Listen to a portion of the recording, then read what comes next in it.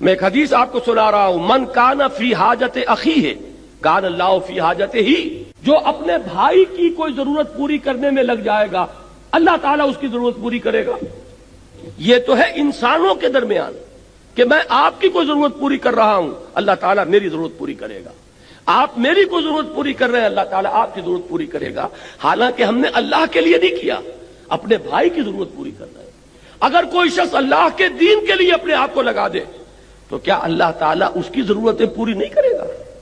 لیکن ضرورت ہے توکل کی، ضرورت ہے یقین کی، ضرورت ہے اعتماد کی، اللہ پر وثوق ہو۔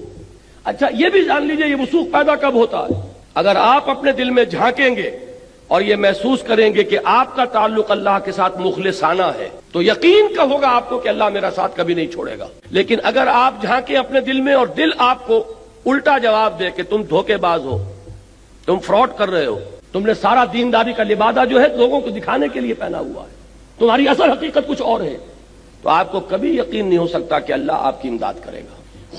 خلوص کو پیدا کرتا ہے۔ اگر اللہ کے ساتھ خلوص ہے تو اللہ کا بھی تمہارے ساتھ خلوص ہوگا۔ اگر تم دل گواہی دے کہ تم نے اللہ کے ساتھ اخلاص کا معاملہ کیا ہے تو دل کو یہ یقین ہوگا کہ اللہ تعالیٰ بھی تمہارا ساتھ کبھی نہیں چھوڑے گا۔ کوئی شریف انسان بھی ایسے انسان کو کبھی نہیں چھوڑتا جس کا اس کے ساتھ ایک مخلصانہ تعلق ہو، تو ذرا تصور تو کرو کہ اللہ تعالیٰ کیسے چھوڑ دے گا اپنے اس بندے کو؟ کیا اس کی وہ ضروریات پوری نہ کرے گا؟